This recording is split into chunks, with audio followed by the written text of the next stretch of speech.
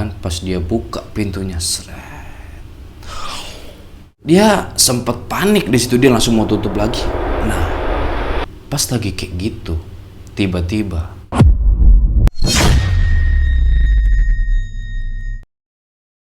mereka udah dikepung nih sama sosok itu, dan jumlahnya itu banyak banget. Lebih dari kayak sebelumnya. Pas lagi panik kayak gitu, tiba-tiba, tolong. Man, itu Marta. Iya, Dan. Marta masih kejebak nih di salah satu rumah panggung yang gak jauh dari mereka. Cuma mereka ini udah dikepung, gak bisa mereka ngelangkah lebih jauh lagi. Nah, sosok itu mulai ngedeket pelan-pelan ke arah Arman sama Dadan. Tapi dari kejauhan, di antara sosok itu, Arman ngeliat kakek tua yang pas dia temuin waktu mau masuk kampung sama yang dimimpi. Kakek tua itu ngasih isyarat buat adzan lagi. Gak pakai pikir panjang, Arman langsung adzan di situ. Nah, di saat Arman lagi adzan, tiba-tiba langit berubah jadi lebih gelap. Angin juga nambah kenceng nih, gemuruh petir udah mulai kedengeran. Dan sosok-sosok itu pada teriak. Ada yang megangin kuping sambil ngamuk, ada yang lari gak tentu arah, ada yang langsung brak tumbang nih satu persatu. Pokoknya chaos lah waktu itu. Sementara Arman, dia gak goyah sedikit pun, dia masih terus aja itu memandangin azan. Nah, pas lafad hayya 'alal falah, kelebatan kilat sama petir mulai nih, dua. Sampai-sampai dari satu petir itu ada nih yang nyamber ke beberapa rumah panggung, yang ngebuat rumah panggung itu langsung kebakar. Begitu Arman beres, dia itu ngedenger kayak ada yang ngebisikin, cepat pergi, lalu baca doa yang saya berikan. Nah, masalahnya Arman itu lupa sama doa yang pernah diajarin lewat mimpi. Terus dia nggak bisa nih pergi gitu aja tanpa nyelamatin Marta. Di sisi lain, rumah panggung yang di dalamnya itu ada Marta itu udah ikut kebakar. Situasi saat itu benar-benar kacau. Nggak butuh waktu lama, api itu merembet nih dari satu rumah panggung ke rumah-rumah yang lain. Asap hitam udah nutupin semua pandangan. Arman makin bingung, tapi Dadan narik tangannya Arman buat, Man, ayo pergi. Dan kita harus nolongin Marta dulu. Gak ada waktu, Man. Kita gak bisa nolongin Marta. Lihat, rumahnya udah kebakar. Yang ada, kita yang mati konyol. Akhirnya dengan berat hati, Arman sama Dadan lari nih ninggalin Marta. Tapi lagi-lagi mereka itu bingung, mereka ini harus kemana. Sementara mereka gak ngeliat jalan sama sekali. Semuanya itu udah ketutup sama asap hitam. Sedangkan api di lokasi itu makin gede. Terus makin merembet nih ke pepohonan-pepohonan kering yang ada di tengah hutan. Dan sekarang tempat itu udah jadi kayak lautan api.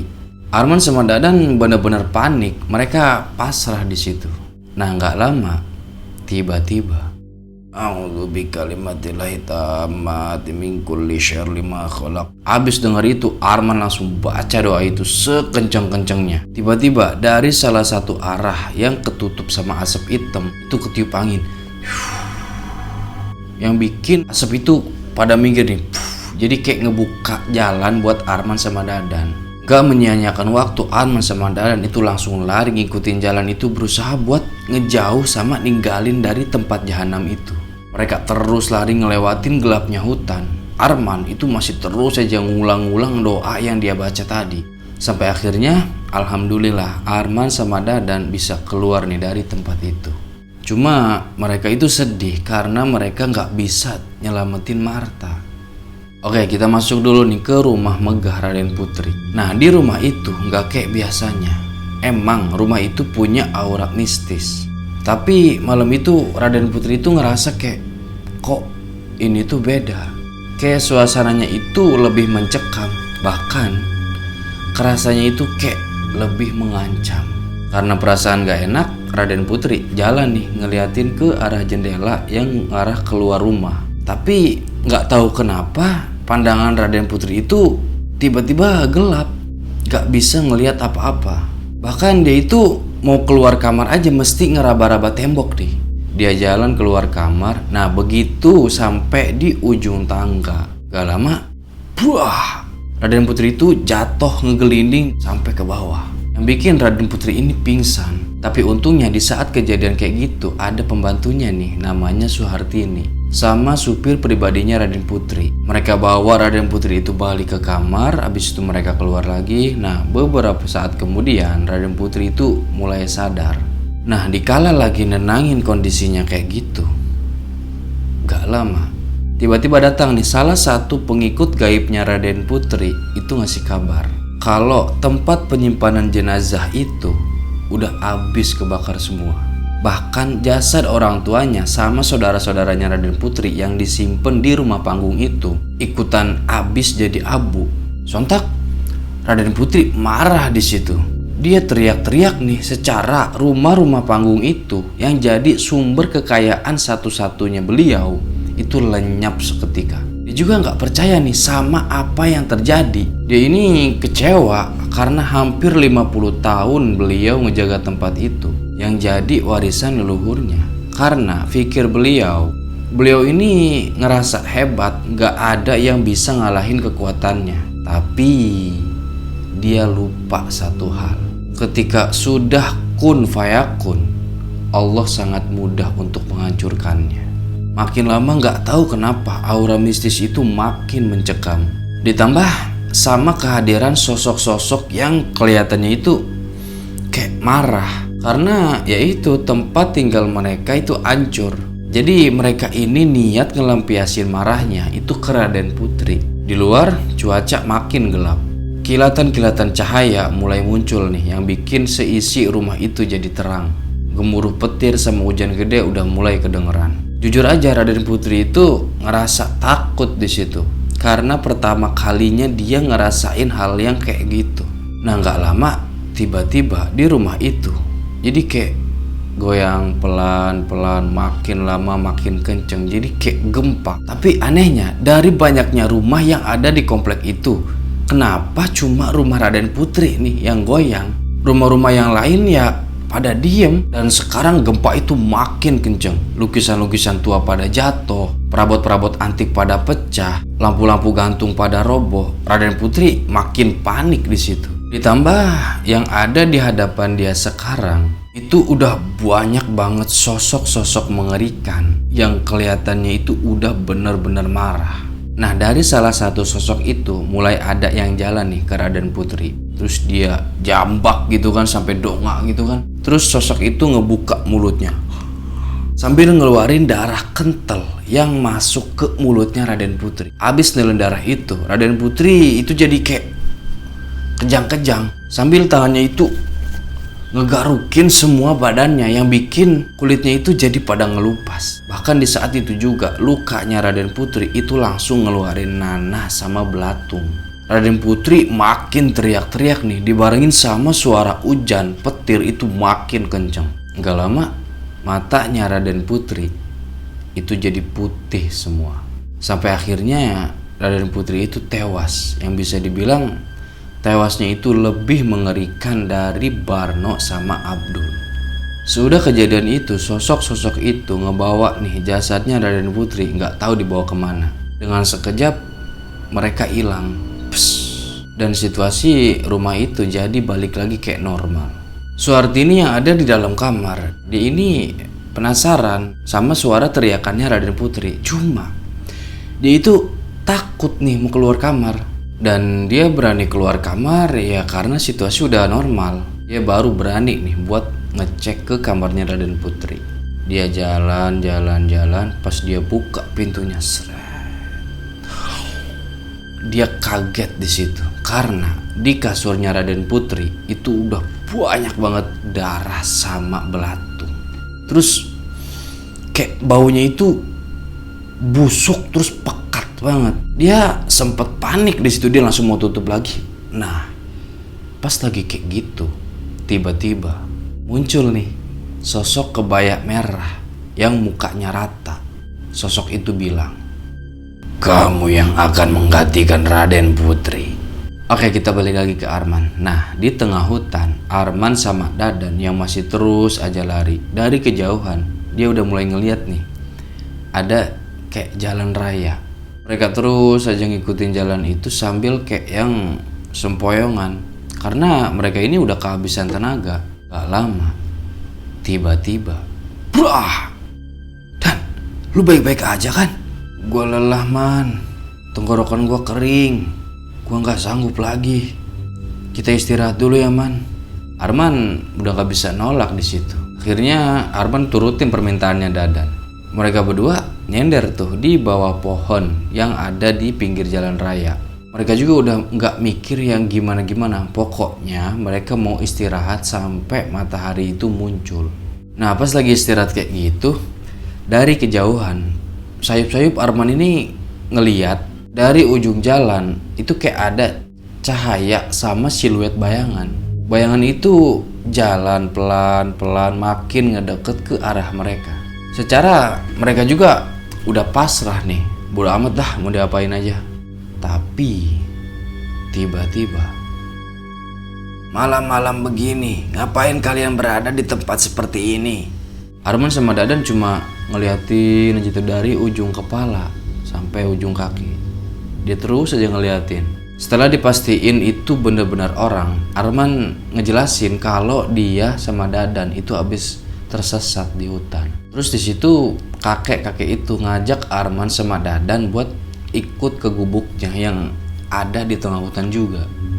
Singkat cerita mereka sampai nih di gubuk si kakek tua itu. Gubuk itu nggak terlalu besar, dindingnya itu dari bilik.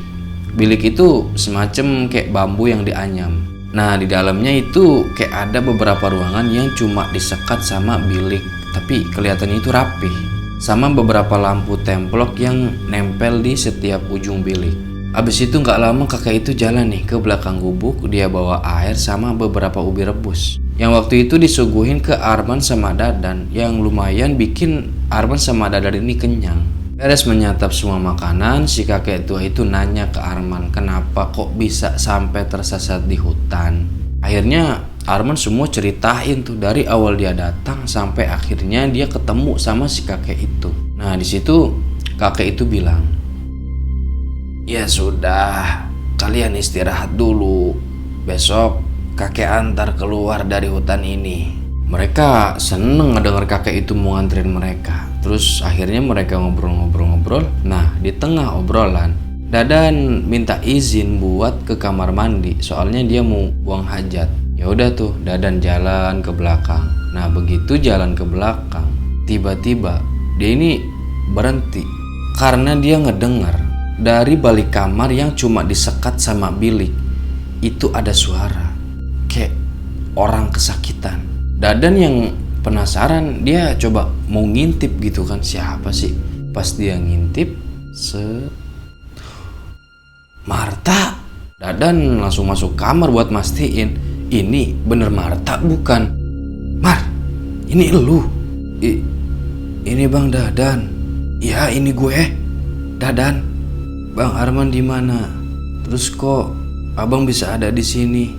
Arman juga di sini. Kita ditolong sama kakek-kakek yang punya gubuk ini. Terus lu sendiri kok bisa ada di sini? Nah di situ Marta ngejelasin waktu dia kejebak di rumah-rumah panggung yang udah kebakar itu. Dia mencoba buat dobrak pintu yang ada. Dengan beberapa kali percobaan akhirnya pintu itu bisa kebuka. Cuma api udah bener-bener gede waktu itu.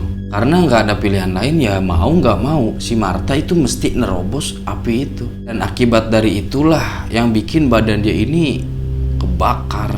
Nah beres dia keluar, dia langsung kayak guling-guling di tanah gitu kan, madamin api yang ngebakar badan sama bajunya. Habis itu dengan kondisi luka bakar yang serius, dia maksain lari nih ke tengah hutan. Nah nggak lama karena nggak kuat, Marta itu pingsan. Terus nggak tahu gimana selanjutnya, pokoknya waktu dia sadar dia itu udah ada di gubuk itu. Sambil ngedengerin ceritanya Marta, Dadan itu sempet ngelirik ke jasad yang ada di pinggirnya Marta, yang kondisinya kakinya udah nggak utuh. Dadan nanya, ini jasad siapa? Kakek nemuin jasad itu di tengah hutan waktu nyari kayu bakar, hampir bebarengan sama nemuin Marta. Ngedengar penjelasan itu, Dadan udah nggak ngomong apa-apa lagi. Akhirnya mereka cuma bisa tuh berterima kasih berulang-ulang kali ke kakek itu. Wasilah beliau lah mereka itu bisa selamat. Gak lama Arman sempat masuk kamar nih, nyamperin jasad yang ada di pinggirnya Marta. Pas Arman perhatiin, kaget di situ.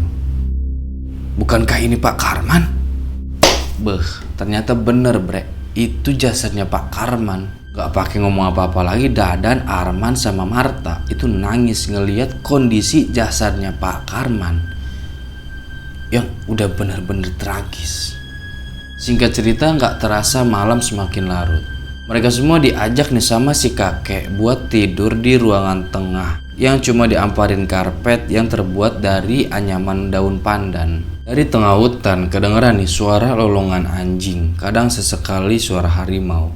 Tapi mereka nggak meduliin keadaan itu. Mereka lebih milih buat istirahat aja lah, nggak mau mikirin hal-hal aneh lagi. Waktu terus berjalan, sekitar waktu dini hari, Marta kebangun nih. Soalnya dia ngerasain bener-bener sakit, perih, sama luka bakar yang hampir ada di seluruh tubuh. Dia duduk, niatnya sih biar posisinya itu enak gitu kan. Tapi tiba-tiba ada kayak sosok bayangan yang masuk ke kamar yang ada jasadnya Pak Karman. Awalnya Marta adem-adem aja tuh, pikir dia mungkin itu mah cuma salah lihat aja. Tapi gak lama Marta terus ngeliatin aja tuh. Nah, bayangan itu keluar sambil nyeret jasadnya Pak Karman. Marta kaget di situ. Dia gak tahu itu sosok apa. Ditambah situasi waktu itu gelap. Jadinya Marta gak bisa ngelihat jelas sosok itu. Nah, sosok itu ngebawa jasadnya Pak Karman ke belakang gubuk. Marta sempat bangunin Arman sama Dadan tuh ya kan. Tapi gak ada yang bangun. Sampai akhirnya Marta yang udah bener-bener panik, dia mutusin jalan nih ke belakang gubuk, mau ngeliat itu sosok apa. Terus Pak Karman ini mau dibawa kemana. Dia jalan pelan-pelan sambil jantungnya itu udah kayak deg. Badannya udah mulai keluar keringet nih. Dia buka pintunya set. Karena situasi gelap, jadinya Marta gak bisa ngeliat apa-apa di situ. Tapi dia ngedenger kayak ada suara yang tak. Suara golok yang lagi motong sesuatu. Makin penasaran Marta di situ. Dia masuk lagi nih ke tengah buat ngambil lampu templok. Habis itu dia jalan lagi nih ke belakang. Pelan-pelan dia keluar dari gubuk. Terus dia ngumpet nih di salah satu pohon yang ada di depannya dia. Nah, di situ Marta ngelihat kalau suara itu bener suara golok yang dipakai buat motong jasadnya Pak Karman. Sontak Marta langsung mau muntah, dia ngelihat jasadnya Pak Karman yang lagi di MTLS. Tapi Marta masih terus perhatiin orang itu. Gak lama muncul lagi nih sosok dari tengah hutan, nyamperin ke orang yang lagi motong-motong jasadnya Pak Karman.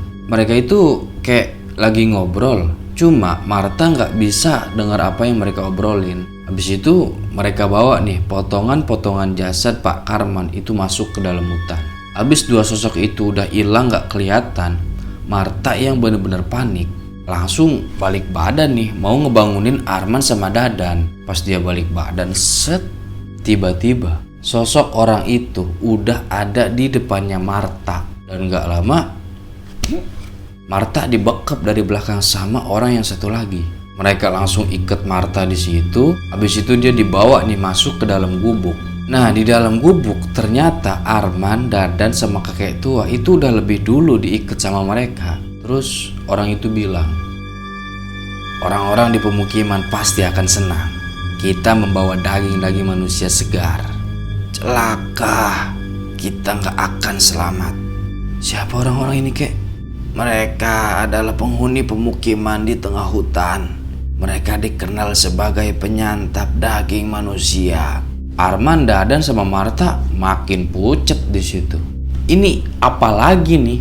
Baru aja mereka keluar dari rumah biadab, sekarang mereka berurusan sama para kanibal. Tapi mereka tetap nggak bisa gimana-gimana. Kondisi mereka udah bener-bener terancam waktu itu. Tapi untungnya para kanibal itu nggak langsung ngebawa Arman sama yang lain. Mereka nunggu waktu pagi dulu.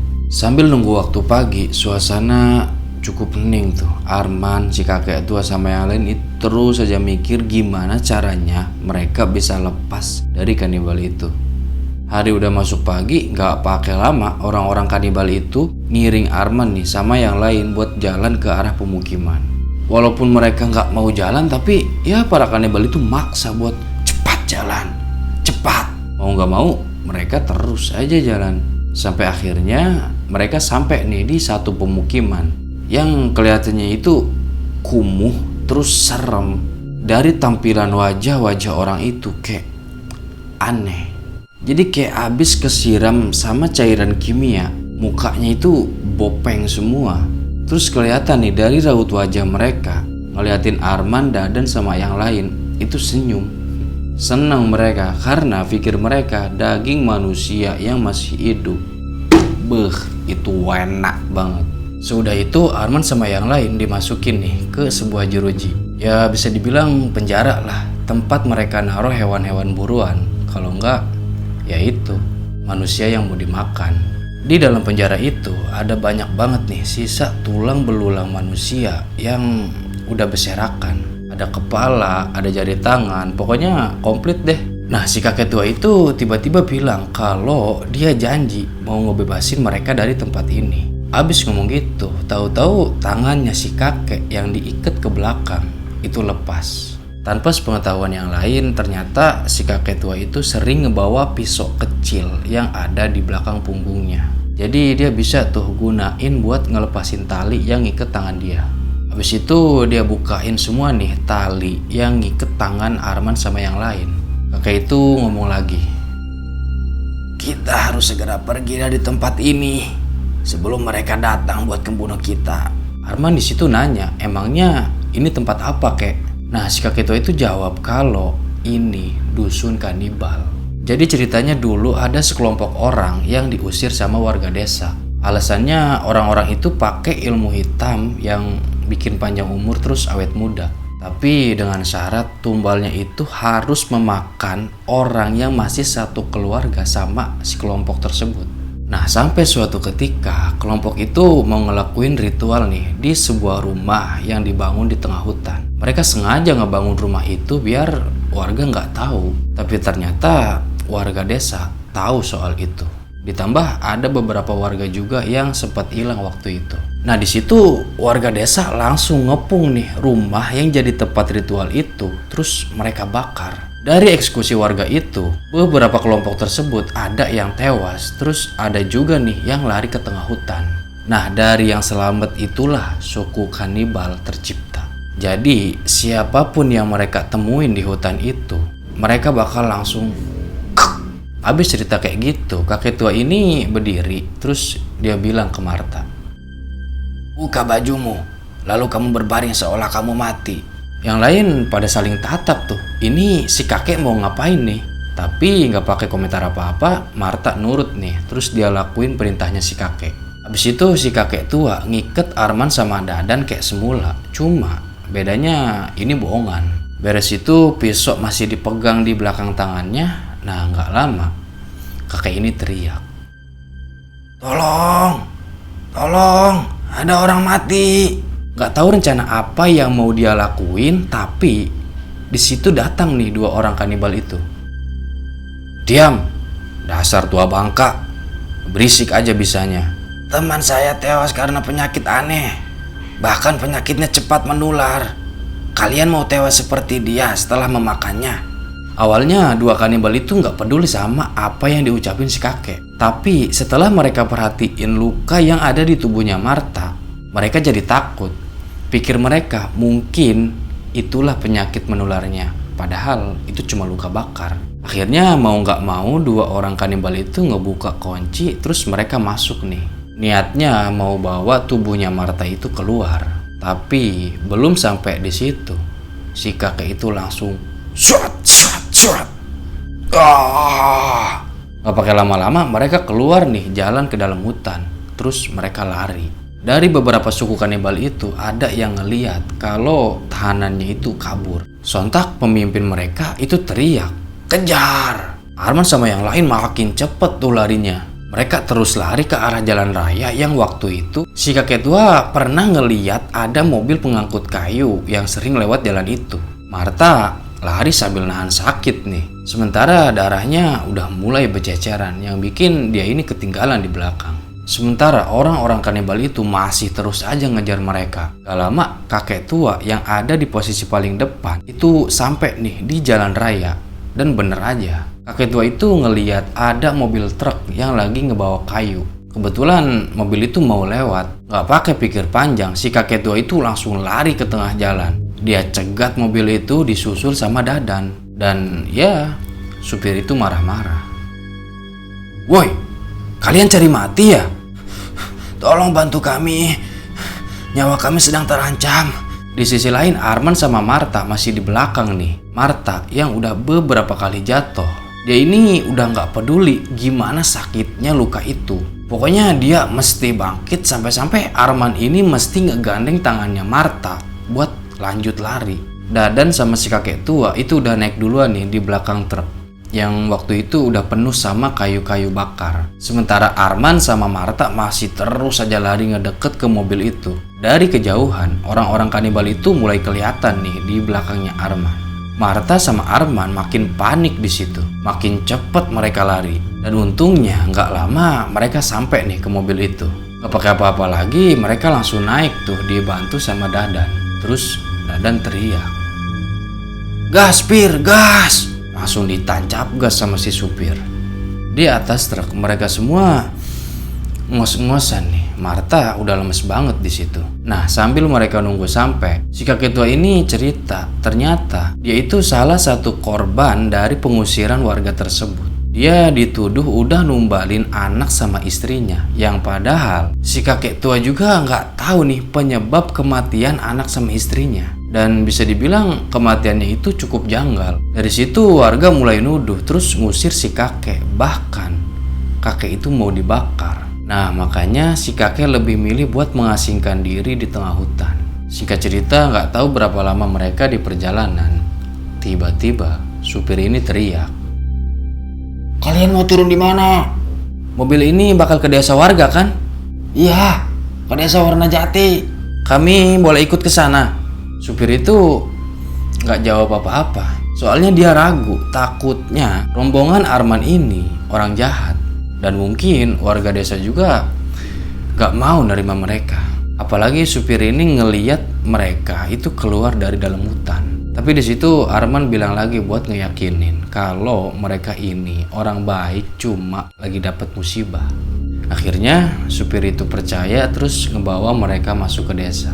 Singkat cerita, mereka sampai nih di desa Warnajati. Mobil itu berhenti di pelataran rumah yang cukup luas ya. Dan rumah itu punya juragan kayu. Arman sama yang lain seneng. Mereka semua langsung turun nih.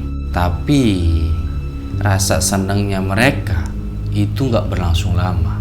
Soalnya dari beberapa warga desa yang ngeliat di atas truk itu ada orang asing. Mereka serentak nih langsung nyamperin ke rumah juragan kayu itu.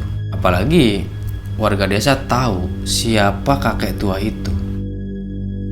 "Ahsan, kenapa kamu bawa orang-orang kanibal itu ke desa ini?" Orang-orang ini bukan bagian dari mereka, Pak.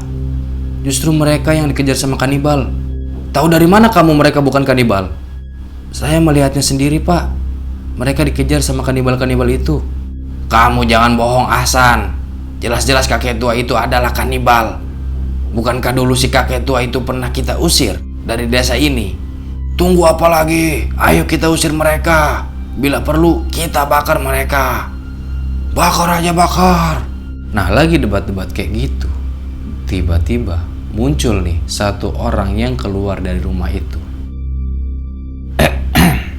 "Ada apa ribut-ribut di depan rumah saya?"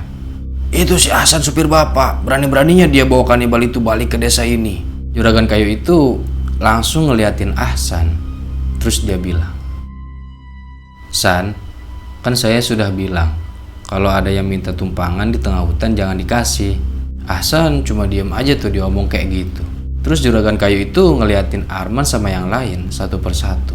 Nah, begitu dia ngeliat si kakek tua itu, tiba-tiba dia kaget. Soalnya dia keinget nih sama sesuatu. Jadi si kakek tua itu pernah nolong beliau waktu ikut ngambil kayu di tengah hutan. Dan kalau bukan karena kakek tua itu, mungkin para kanibal itu udah ngebunuh si juragan kayu ini. Nah dari situ beliau langsung nih ngejelasin ke seluruh warga kalau kakek tua yang bernama Mahmudin ini sama teman-temannya itu emang orang baik. Akhirnya para warga desa itu mulai percaya nih sama Pak Sobri yang jadi juragan kayu itu sekaligus yang jadi kepala desa waktu itu. Dan di situ warga desa udah mulai pada bubar nih. Pak Sobri langsung ngajak mereka buat masuk ke rumahnya sekaligus berterima kasih sama Ki Mahmudin ini yang pernah nolong waktu itu. Di dalam rumah mereka semua ngobrol-ngobrol tuh panjang lebar. Kenapa Ki Mahmudin ini sendirian di dalam hutan? Kenapa Arman bisa kejebak? Pokoknya malam itu mereka semua ngobrol panjang lebar sambil makan, ngopi dan segala macam. Sudah Marta pulih dari luka bakarnya, akhirnya Arman, Marta sama Dadan pamit nih buat pulang ke rumahnya masing-masing. Pak Sobri langsung ngutus Ahsan buat nganterin mereka yang kebetulan waktu itu emang lagi ada pengiriman kayu ke kota. Sebelum mereka pulang, Pak Sobri juga sempat nawarin kerjaan yang ada di kota, tepatnya di toko mebel yang dikelola sama anaknya. Arman, Dadan sama Marta cuma ngeiyahin apa kata Pak Sobri itu. Sekaligus mereka berterima kasih karena udah ditolongin dari amukan warga dan dikasih nginep selama 1 minggu. Singkat cerita, sore itu mereka sampai nih di kota. Mereka bertiga mulai berpencar nih buat pulang ke rumah masing-masing. Tapi sebelum Marta pulang, dia lebih milih buat datang dulu nih ke keluarganya Abdul, ngasih tahu soal nasibnya Abdul. Dan keluarganya yang ngedengar kabar itu ngerasa sedih. Tapi ya mau gimana lagi, udah seharusnya itu jadi takdirnya Abdul. Di rumahnya Arman, Rani yang lagi ngelamun gitu kan sambil nangis, dia terus aja mikirin nasibnya Arman. Tiba-tiba dia kaget nih sama suara ketukan, terus suara salam. Dia jalan ke arah pintu dan benar aja itu Arman. Rani langsung peluk, wah kenceng banget dia nangis-nangis soalnya suami yang ditunggu-tunggunya udah pulang. Gak pakai lama Arman juga langsung nih lari ke kamar buat ngeliat 2 anaknya. Dan anaknya itu ngeliat Arman itu benar-benar seneng banget karena mereka masih nggak nyangka kalau mereka masih bisa kumpul lagi. Nah di situ Arman cerita ke Rani soal pengalaman dia selama kerja di rumah panggung itu. Terus dia bilang kalau jangan pakai uang itu. Pikir Arman uang itu ya emang uang haram, takutnya dipakai malah nambah bencana. Singkat cerita, Arman, Dadan sama Marta nerima nih tawarannya Pak Sobri buat kerja di toko mebel punya anaknya. Seiring berjalannya mereka kerja ya biasa-biasa aja sampai suatu ketika siang itu Arman dapat tugas nih buat ngirim barang keluar kota. Tapi sebelum itu Arman sempat ngeliat ada satu pria itu jaraknya nggak jauh dari dia. Pria itu ngeliatin selembar kertas yang nempel di tiang listrik. Terus tiba-tiba si pria itu kayak senyum gitu. Arman penasaran. Terus Arman deketin tiang listrik itu, dia baca tuh lembaran kertas yang nempel di tiang listrik. Itu tulisannya.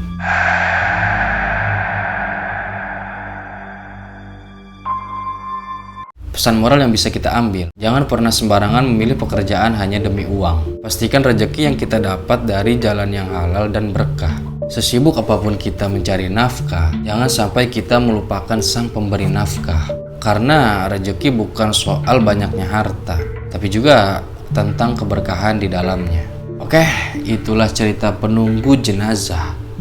Jangan lupa like, subscribe. Gua Romi, nantikan cerita horor selanjutnya. Bye.